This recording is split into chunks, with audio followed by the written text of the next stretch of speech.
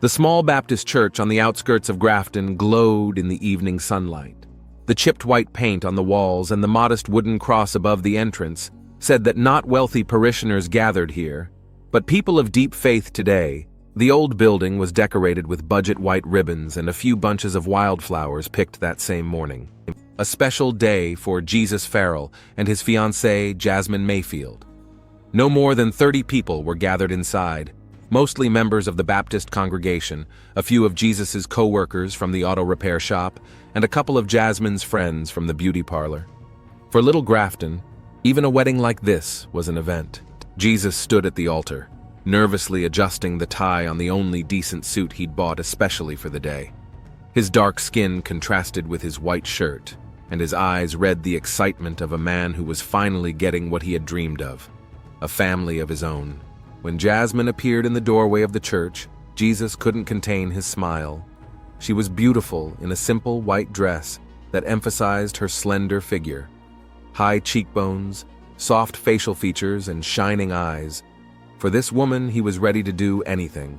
As Jasmine walked down the aisle, Ebony Farrell, the groom's mother, sat in the front row with a straight back and tight lips. She wore a strict dark blue dress with a high collar and a small cross around her neck. Her gaze, directed at the bride, was polite but cold. "Beloved brothers and sisters," began Pastor Johnson, a gray-haired man with kind eyes, "we are gathered here to join these two children of God in holy union." Jesus almost didn't hear the priest's words. He looked at Jasmine, remembering their first meeting a year ago, when she appeared in Grafton and got a job at the only decent beauty parlor in town. "Jesus Farrell, do you take Jasmine Mayfield to be your lawfully wedded wife? To love and cherish her for better or for worse, for richer or poorer, in sickness and in health, until death do you part?" "Yes, I will," Jesus answered firmly, not taking his eyes off his bride's face. When it was Jasmine's turn to say her vows, a slight tremor could be heard in her voice. "Yes, I take it," she said, squeezing Jesus's hands tightly. After exchanging simple gold rings, which Jesus bought on installments, the pastor pronounced them husband and wife. At a modest reception in the church's outdoor courtyard, guests gathered. The tables were set with homemade food prepared by members of the congregation. Ebony personally baked the wedding cake, though she did so with an expression on her face as if she were performing a heavy duty. Detective Lamont Tucker, who lived 2 houses down from the Farrells, congratulated the newlyweds and handed them an envelope of money. "Thank you for coming, Detective." Jesus thanked him sincerely. "It's very important for Mom to have all the neighbors here." "Couldn't miss Ebony's son's wedding," Tucker smiled. "She's been saying for so many years that she's praying for your future." Lamont was a tall man with shrewd eyes and a trace of fatigue on his face. His neat suit looked shabby, and the corners of his eyes had the wrinkles of a man who had seen a lot of hard scenes. "How's work going, Detective?" Jesus asked. "The usual. Grafton seems like a quiet place, but it's a lot of work," Tucker replied, casting a professional glance at his guests. "And how's your workshop?" "It's going well. Mr. Wilkins has promised to make me chief mechanic in a year if it keeps up." Tucker nodded and stepped back to the drinks table, where Ebony was already standing, watching her sister-in-law closely. At the other end of the courtyard, Jasmine was talking quietly with her best friend, Keyshawn Washington, a skinny young man with dreadlocks gathered into a ponytail.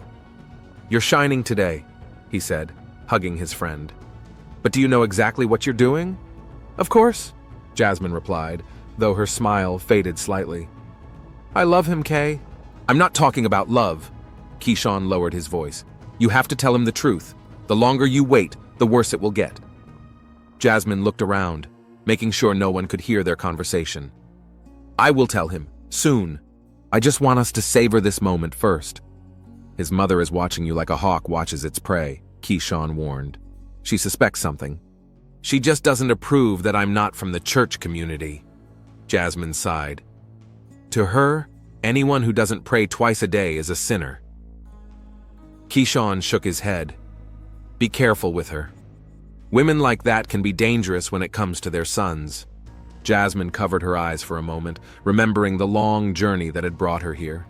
A childhood in a dysfunctional neighborhood in Baltimore. the beatings from her father when he discovered lipstick in her belongings, nights in a shelter for homeless teens, years of saving for hormone therapy, and finally the move to Grafton, a small town where no one knew her past. "I deserve to be happy," she said quietly. "We both do." Ebony took advantage of the moment when Jasmine had gone to talk to her friends and slipped over to the table where the bride's purse was lying. Under the pretense of adjusting the tablecloth, she took a quick glance inside the open bag among the cosmetics and napkins. She noticed an unlabeled bottle of pills. Frowning, Ebony stepped back, clutching the small cross around her neck tighter. Jesus had grown up under his mother's relentless control. After his father had abandoned them when the boy was only 3, Ebony had raised her son alone, finding solace in religion. She named him Jesus, the Spanish version of the name Jesus, in the hope that it would guide his life down a righteous path. Every Sunday, little Jesus sat in a hard church pew, listening to sermons on sin and redemption. Ebony kept a strict watch on his surroundings, not allowing friendships with unsuitable children. The only books in the house were the Bible and religious literature. Despite his strict upbringing, or perhaps because of it, Jesus grew up kind and dreamy. He wanted simple things: a loving wife, children, a home of his own, all the things he himself never had. Meeting Jasmine changed his life. She came into the auto shop with a faulty starter, and Jesus fell in love at first sight. Ebony immediately disliked the girl, saying there was something wrong about her.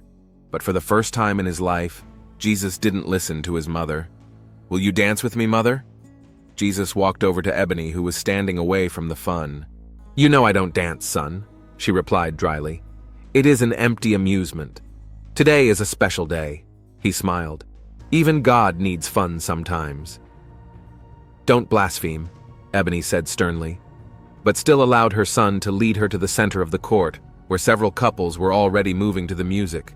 Swaying awkwardly to the beat of the slow song, Ebony said quietly, "I hope you know what you're doing, son. Marriage is serious. It's for life." "I love her, Mom," Jesus replied simply. "Isn't that what you taught me? To love with all my heart? I taught you to love the Lord and to choose the right path." Ebony's voice was strained. "You know next to nothing about this girl." "I know everything I need to know," he said firmly.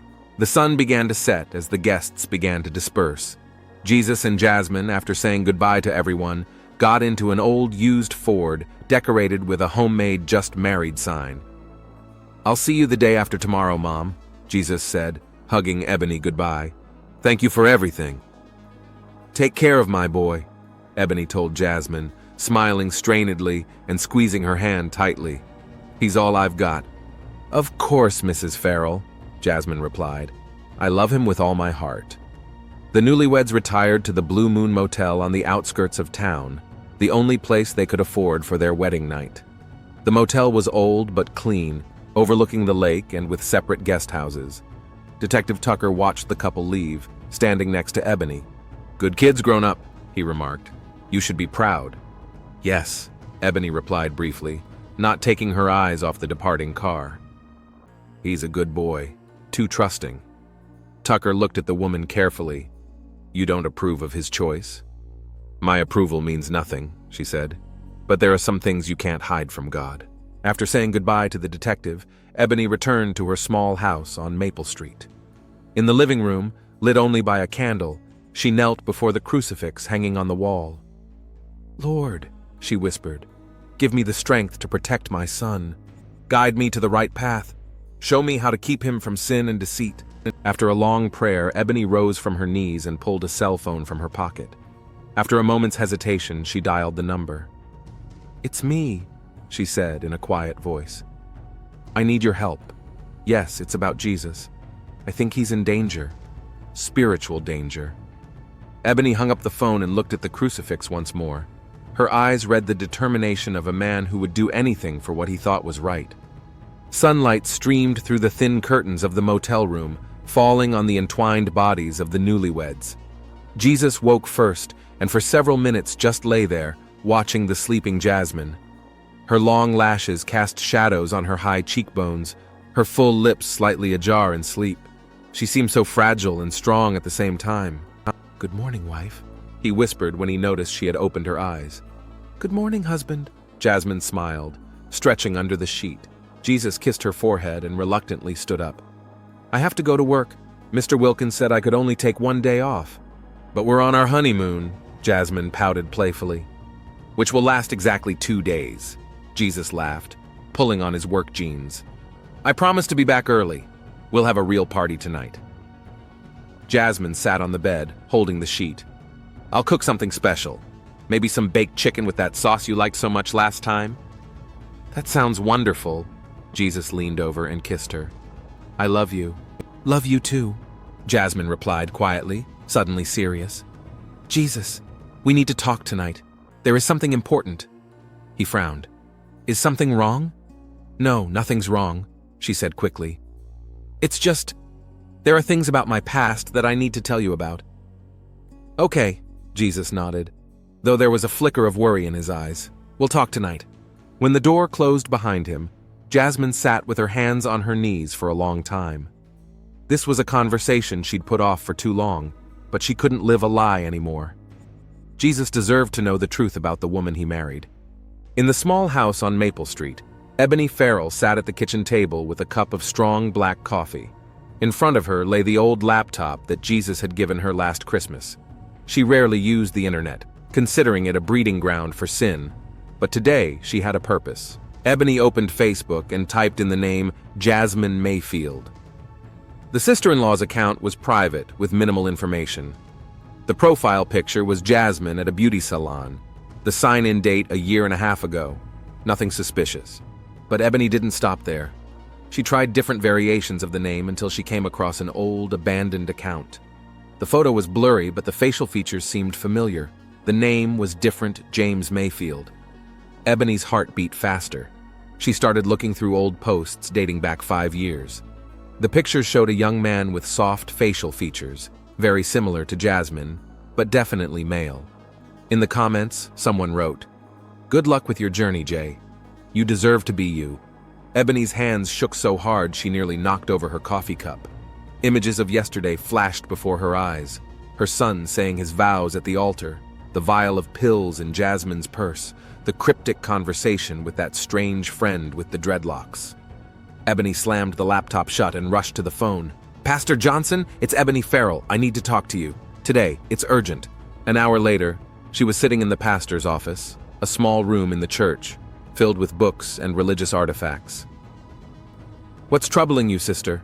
the elderly pastor asked, looking at her carefully over his glasses. "Deception," Ebony exhaled. "A terrible deception that could destroy my son's soul." Pastor Johnson folded his hands together. "Tell me more." Ebony struggled for words. "If a person lives a lie, pretends to be someone they're not, is that a sin?" "Deception is always a sin," the pastor nodded. "An abomination before the Lord is a lying mouth, but those who speak the truth are pleasing to him." But what if that deception touches the very essence of a person? If he, or she, distorts God's design? The pastor frowned. "You speak in riddles, Ebony. Does this have to do with Jesus and his new wife?" Ebony clenched her fists. "What if Jesus is deceived? What if he was forced to commit a sin without knowing it?" "God judges us according to our intentions," the pastor said softly. "If your son is pure in heart, he has nothing to fear. But what if he's been lured into a trap?" Ebony's voice sounded desperate. "If it's the devil's temptation?" The pastor sighed. "Ebony, I know how much you love your son, but he is a grown man and has made his choice. You must respect that and trust the Lord." "No," Ebony shook her head. "I am his mother. I have to protect him, at all costs." At the Blue Moon Motel, Jasmine stood in the small kitchen, chopping vegetables for dinner. She'd decided to have a real feast before a serious conversation. The chicken was already marinating, the wine was chilling, and on the table lay a box with a gift for Jesus, a watch she'd been saving up for a long time. The phone rang. Keyshawn's name popped up on the screen. "How's a married woman's first morning?" he asked. Strange and wonderful at the same time, Jasmine smiled, holding the phone to her ear with her shoulder and continuing to chop carrots. "I decided to tell him today." There was silence on the line. "Are you sure?" Keyshawn finally asked. The first wedding night is behind us, and bam, news like this. I can't put it off any longer. It's not fair to him, to both of us. How do you think he'll react? Jasmine put the knife away and sighed. I don't know. I hope he realizes that I'm still the same woman he fell in love with, that nothing has changed. After all these years, you deserve to be happy, Jazz, Keyshawn said softly. Just be prepared for any reaction. I know I am. Thanks for always being there for me. That's what friends are for. Call me after the call, okay? Finishing the call, Jasmine went back to her preparations, but her hands were shaking slightly. She took a long look at her reflection in the small kitchen window. The face she saw was truly hers, the result of years of struggle, pain, and hope. But would Jesus have enough love to accept the whole truth? Meanwhile, Ebony continued her investigation. After talking to the pastor, who did not give her the blessing she wanted, she went to the Grafton Public Library. The elderly librarian looked at her strangely when she asked for a computer with internet access. Typing in queries about hormone therapy and transgender people, Ebony felt a dark, heavy mass of anger and disgust growing inside her. Every article she read, every story confirmed her worst fears. Her next stop was the clinic where she worked as a nurse. Using her access, Ebony checked the patient database. Jasmine Mayfield was not listed among the local residents receiving medical care. That meant she was either perfectly healthy or receiving treatment elsewhere.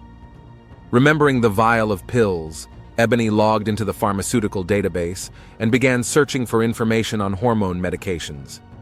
The descriptions and images matched what she had seen in Jasmine's purse.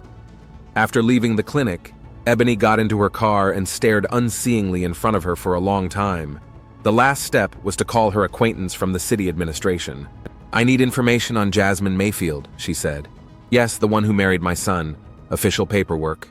An hour later, Ebony was holding a copy of a name change application filed in a neighboring county courthouse 4 years ago. James Mayfield was officially becoming Jasmine Mayfield. Her worst suspicions were confirmed. The woman her son had married used to be a man. Back home, Ebony collapsed to her knees in front of the crucifix.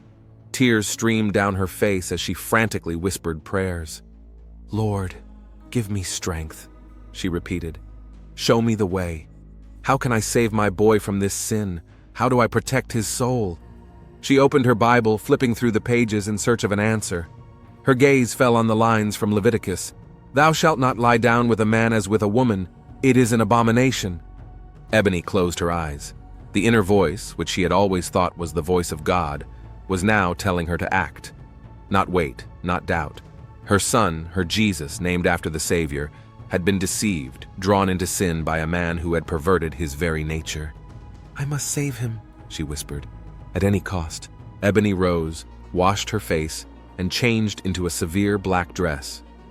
From her closet, she pulled out the gift she'd given Jasmine at the wedding, a silk scarf with crosses embroidered on it. For my new daughter, she said then with a smile that didn't reach her eyes. Putting the scarf in her bag, Ebony got behind the wheel of her old Chevy and headed toward the Blue Moon Motel. Jasmine was just taking the chicken out of the oven when she heard a knock on the door. Deciding that Jesus had returned early and forgotten his keys, she hurried to open it, wiping her hands on her apron. On the threshold stood Ebony Farrell. Mrs. Farrell? Jasmine couldn't hide her surprise. Jesus is still at work. I know, Ebony replied dryly. I came to talk to you, Jasmine. Or should I call you James? The blood drained from Jasmine's face. She stepped back silently, letting her mother-in-law into the room. I don't know what you mean, she tried, but her voice treacherously shook. Don't lie to me. Ebony raised her voice. I've seen the papers. You deceived my son, made him commit a sin. Jasmine slowly sank to the edge of the bed. I was going to tell him tonight, she said quietly. After dinner. And do you think that makes a difference? Ebony trembled with anger. You entered the marriage under false pretenses. My son thinks he married a woman. I am a woman, Jasmine replied firmly, raising her gaze. Maybe not like you, but I am a woman, and I love your son. Love? Ebony almost spat the word out. You call that love? To drag an innocent man into your sin? Into your perversion? It's not a sin or a perversion. Jasmine stood up, squaring her shoulders.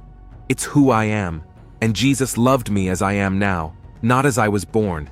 He doesn't know the truth, but he will tonight. I wasn't gonna hide it forever. I just wanted the right moment. Ebony shook her head. You are twisting God's plan. God made you a man and you dare to change his creation. God made me the way I am inside, Jasmine said quietly, and medicine just helped my body to match my soul. Blasphemy, Ebony shouted. You sound like the devil. She stepped closer, and Jasmine stepped back involuntarily. Mrs. Farrell, please, she said conciliatingly. Let's wait for Jesus. Let's all talk together calmly. And give you a chance to charm him with your lies? Influence him? Ebony pulled a scarf out of her bag. I brought you a gift. I forgot to give it to you after the ceremony. Jasmine looked at the scarf apprehensively. Thank you, but now is not the time for gifts. Put it on, Ebony said insistently. I want to see how it looks around your neck. Mrs. Farrell, I think you'd better leave. We'll talk later when everyone has calmed down. No. Ebony's eyes glittered with a strange, unhealthy gleam. We'll settle this now. I will not let you ruin my son's life. She lunged forward with speed unexpected for her age. Jasmine tried to dodge, but caught herself on the edge of the rug. Ebony threw the scarf around her neck and tightened it. Please, Jasmine wheezed, trying to unclench Ebony's hands. Don't do this! Jesus! Don't you dare say his name with your lying lips! Ebony hissed, pulling the scarf tighter. They struggled, knocking over furniture. A vase shattered, a lamp fell. But Ebony was stronger than she looked. Her years as a nurse had given her strong arms, and her religious fanaticism gave her strength. A sinner, she whispered, looking into Jasmine's widened eyes. The deceiver, tempter. Gradually, Jasmine's resistance weakened. Her arms dropped helplessly, her eyes rolled back. Ebony continued to squeeze the scarf for several more minutes after Jasmine's body went limp. Finally, she let go of the scarf and stepped back. Breathing heavily, Ebony stared at the body spread out on the floor. Jasmine's beautiful face was frozen in an expression of horror and disbelief, the scarf with embroidered crosses wrapped tightly around her neck. The room was filled with the smell of burnt chicken from the oven. On the table were 2 plates, a bottle of wine, and a box containing a gift for Jesus. The card next to it read, To my husband with love. Today is the beginning of our real life together. Ebony knelt down beside the body. Her hands, which had just committed murder, were now folded in a gesture of prayer. Forgive me, Lord, for protecting my son, she whispered as she looked at her daughter-in-law's lifeless body. You see my heart. You know I did it out of love. Jesus Farrell returned to the Blue Moon Motel later than planned. Work delays, traffic on Grafton's main street, everything seemed to conspire against him. He brought Jasmine a bouquet of wildflowers picked along the way and a small box of chocolates from the only candy store in town. The door of the suite was ajar, which struck him as odd. Stepping inside, Jesus froze on the threshold. The smell of burnt food mingled with something heavy and unpleasant, overturned furniture, broken glass, and finally the worst of all, his wife's body on the floor. Jasmine? He whispered, dropping the flowers. Jasmine! Rushing to her, he tried to feel for a pulse, turned the lifeless body over. The scarf his mother had given Jasmine at her wedding was wrapped tightly around her neck. Jesus tried to untie it with shaking hands, repeating his wife's name over and over as if it would bring her back to life. The realization of what had happened did not come at once. After minutes of stupor, Jesus pulled out his cell phone and dialed 911. Blue Moon Motel. His voice sounded strangely detached. My wife. Someone killed my wife. The Grafton police arrived 12 minutes later. Detective Lamont Tucker was among the first to enter the room. Seeing a grief-stricken Jesus sitting on the floor next to his wife's body, he immediately recognized his neighbor. Jesus, he said softly as he stepped closer. I need you to leave the room. The young man raised a blank stare at him. Someone strangled her, detective. Someone killed Jasmine. Tucker gently helped Jesus up and handed him to the officer waiting outside the door. Take him to the car and take care of him. He's in shock. As Jesus was led away, Tucker began to survey the crime scene. 22 years on the force had taught him to see what others missed. He noted signs of a struggle, studied the position of the body, the marks on the victim's neck. The scarf was the obvious murder weapon. "Looks like a crime of passion," the forensic scientist said as he photographed the scene. From the looks of it, the killer knew the victim well. Tucker nodded, examining the scarf. "It was a gift from my mother-in-law," he said quietly. "I was at their wedding yesterday." The detective looked around the room carefully. On the table were 2 plates, a bottle of wine, a gift box. In the oven, a charred chicken. Someone was cooking a special dinner. Rummaging through Jasmine's purse, Tucker found an unlabeled vial of pills. That struck him as suspicious. He put the vial away in an evidence bag. The first hours of the investigation were spent gathering statements. Jesus, still in a state of shock, could tell little. He had left for work in the morning. His wife was going to prepare dinner, said she wanted to discuss something important. "Did she have any enemies?" Tucker asked. "No." Jesus shook his head. "Everyone loved Jasmine. She was a sunny person. What about your mother? She didn't seem too happy about your marriage." Jesus looked at the detective in surprise. "Mom? She was just worried that we didn't know each other enough. She's religious, but not—" He couldn't finish the sentence. Tucker canvassed the motel. No one had seen any strangers entering the newlyweds' room, but the maid remembered a woman in a dark dress asking about the Farrells' room at about 3 in the afternoon. "Elderly, serious," the maid said. "I told her I couldn't give out guest information, but she said it was her son and daughter-in-law." The detective realized that time was working against him. The longer the killer remained at large, the harder it would be to find evidence. He sent the scarf and DNA samples for rapid analysis and requested motel surveillance footage. The next morning, Tucker visited the beauty parlor where Jasmine worked. Her co-workers were shocked to learn of her death. They all spoke of her as a kind, hard-working girl. "She had a close friend," said the salon manager. "Keyshawn Washington. They'd been inseparable since she showed up in Grafton." Tucker tracked down Keyshawn in a small recording studio on the outskirts of town. The young man with dreadlocks sat with his head down as the detective entered. "I already heard," Keyshawn said without looking up. "I can't believe she's gone." "I need your help, Mr. Washington," Tucker said. "You were close to Jasmine. Maybe you know something that will help find the killer." Keyshawn was silent for a long time, then sighed. "There is something you should know about Jasmine, but I'm not sure I have the right to tell it." "Mr. Washington, this is a murder. Any information could be crucial." "Jasmine was a transgender woman," Keyshawn finally said. "She was born as James Mayfield, but always felt like a woman. A few years ago, she began her transition. Hormone therapy, a change of identity.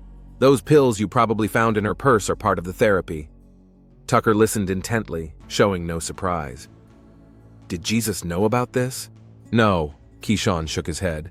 "She was going to tell him last night. Prepared a special dinner, even bought him a gift, a watch. Jasmine believed their love was stronger than prejudice." "Who else knew about her past?" "As far as I know, no one in Grafton except me. She moved here to start a new life." "Could Mrs. Farrell, Jesus' mother, have known about it?" Keyshawn looked up. "I don't know, but if she did, she's very religious, and clearly didn't approve of their marriage." Walking away from Keyshawn, Tucker checked his phone. The DNA results from the scarf had come back. In addition to Jasmine's footprints, there were traces belonging to a woman over 50 years old. The motel surveillance tape had also come in. It clearly showed Ebony Farrell's old Chevy arriving at the motel at 2:45 in the afternoon. The picture of the murder was getting clearer and clearer. Tucker drove to Ebony's house, but no one was there. A neighbor said she hadn't seen Mrs. Farrell since this morning. Next stop was Pastor Johnson's house. The gray-haired man received the detective in his office. "Ebony came to see me the day before yesterday," the pastor said, after Tucker explained the purpose of the visit. "She was very agitated, talking about some deception that could ruin her son's soul." "Did she mention anything specific?" "No, but I've never seen her in such a state. Ebony had always been devout, but that day there was some unhealthy fire in her eyes. I advised her to trust God and respect her son's choice, but she left unhappy." Leaving the church, Tucker received another call. Forensics had discovered at the clinic where Ebony worked that she had checked medical databases the day before, looking for information about hormone therapy. All indications were that Ebony had learned the truth about Jasmine and couldn't accept it. Tucker returned to the police station where a shaken Jesus was waiting for him. "I need to talk to you," the detective said, taking a seat across from the young man. "About Jasmine. Did you find the killer?" Hope flashed in Jesus' eyes. "Not yet." Tucker paused. "But we did find something you may not have known about. Jasmine was a transgender woman." Jesus froze, not understanding. "What do you mean?" "She was born a man, Jesus. Her name was James Mayfield. A few years ago, she began the process of transition. There was a range of emotions on Jesus' face: disbelief, shock, confusion. "It's impossible," he whispered. "I would have known." "She was going to tell you last night," Tucker said softly. "Cooked a special dinner, bought a present. Your friend Keyshawn confirmed it." Jesus covered his face with his hands. "That's why she said we needed to have a serious talk." "But what does that have to do with the murder?" Tucker slid the evidence folder toward him. "Your mother's DNA traces were found on the scarf that strangled Jasmine. Cameras caught her car outside the motel at the time of the murder. She had visited the pastor the day before, talking about some deception threatening your soul." Jesus stared at the pictures, unable to believe his eyes. "No." His voice trembled. "Mom couldn't. She would never."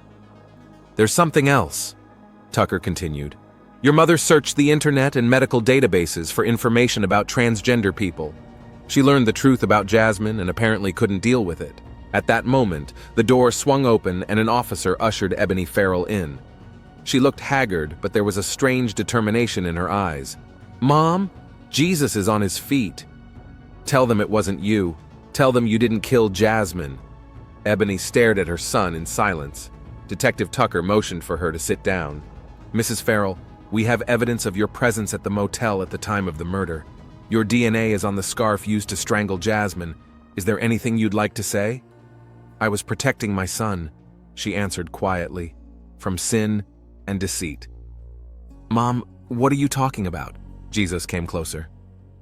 "She deceived you, son." Ebony looked him straight in the eye. "This person wasn't a woman. She was a man who perverted God's plan. He tricked you into a sinful union." Jesus recoiled as if he'd been struck. "You killed my wife because of that? Because of what she used to be?" "I saved you from eternal damnation." Ebony's voice grew louder. "The Bible says clearly, 'A man shall not put on a woman's garment, and a woman shall not wear a man's garment, for everyone that doeth these things is an abomination before the Lord.'" Tucker intervened. "Mrs. Farrell, do you admit that you killed Jasmine Mayfield?" "I destroyed the source of sin," Ebony said firmly. "I did it for my son, for his soul." Jesus slumped in his chair as if his legs were no longer holding him up. "You robbed me of the love of my life," he whispered. "What kind of a Christian are you after that?" "I did it for you." Ebony's voice was full of sincere conviction. "You would have lived in sin without knowing it." Tucker showed Ebony the printout from the surveillance camera. "Here you are entering the motel at 14:45, and this is you coming out at 15:30 after the murder. The scarf used to strangle the victim was your wedding present. Your DNA is on it. You've been checking medical databases looking for information on transgender people.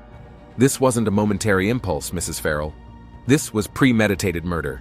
"I was protecting what is sacred," Ebony repeated stubbornly. "God knows my intentions." "What did she say to you?" Jesus asked, looking at his mother with tear-stained eyes. "What did Jasmine say when you came in?" Ebony softened for a moment. "She said she loved you, that she was going to tell you the truth tonight. She was unrepentant, son. She saw no sin in her deception." "It wasn't deception," Jesus said quietly. "She was herself, the real her." Detective Tucker read Ebony her rights and called the officers to take her to a cell. She didn't resist, but gave one last look at her son. "I did it for you, for your soul." As Ebony was led away, Jesus remained seated, staring into the void. Tucker sat down beside him. "I'm sorry things turned out this way. No one deserves to be hurt like that." "I loved her, Detective," Jesus said quietly. "And now, knowing the truth, I'd still love her. What does that say about me? It says you're a better Christian than a lot of people who wave a Bible around, Tucker replied, rising. Because you understand what true love is. The next weeks passed like a blur. Jasmine's funeral, his mother's preliminary hearing, the endless questioning of neighbors and acquaintances. Jesus felt torn between two worlds, his love for the wife he had barely had time to get to know, and his affection for the mother who had proved capable of a terrible crime. On Sunday, a month after the tragedy, Jesus came to church for the first time since the wedding. The congregation parted before him, not knowing what to say. Pastor Johnson met him at the front door. "It's good to see you, my son," he said, shaking Jesus' hand. "God does not abandon us even in the darkest of times." After the service, Jesus stayed for a while, waiting for everyone to leave. Then he approached the pastor. "I've been rethinking a lot of things this month, Pastor. About faith, about God, about love." "That's natural," the elderly priest nodded. "Such trials either strengthen faith or destroy it. I think God made Jasmine the way she was," Jesus said quietly, "and loved her as she was, and so do I." "God is love," the pastor replied simply, "and love cannot be a sin." "But my mother," Jesus hesitated. "She truly believed she was protecting me." "Faith can be distorted by fear and prejudice." Pastor Johnson sighed. "Your mother has forgotten that the most important commandment is to love your neighbor. She will bear the burden of her sin, but that doesn't mean you should give up on her." "I don't know if I'll ever be able to forgive her," Jesus admitted. "Forgiveness doesn't come immediately," the pastor put his hand on his shoulder. "It takes time and prayer, but remember that true faith is not blind adherence to the letter of the law, but an open heart." Before leaving, Jesus stood for a long time in front of the altar, looking at the crucifix. He thought of Jasmine, of her smile, of her strength and courage, about what she had to go through to become herself. The next day, Jesus visited the cemetery. Jasmine's grave was strewn with wildflowers, the same ones he had brought her on their last day. He placed a sealed envelope with a letter on the headstone. "My beloved Jasmine, I only learned the truth about you after you died, and I want you to know, your truth would not change my love. You were and still are the woman I fell in love with at first sight. The woman I dreamed of building a family with. I grieve not only for you, but for the life we could have lived together, for the children we could have adopted, about the home we could have built. I wish my mother could have seen in you what I saw in you, a beautiful, strong woman worthy of love and respect. Her faith turned out to be blind and cruel. I will live on in your memory, and I promise that your death will not be in vain. I will tell our story so that others will realize that love is stronger than prejudice, and true faith is first and foremost love and acceptance. Rest in peace, my wife. You will always be in my heart. Yours, Jesus."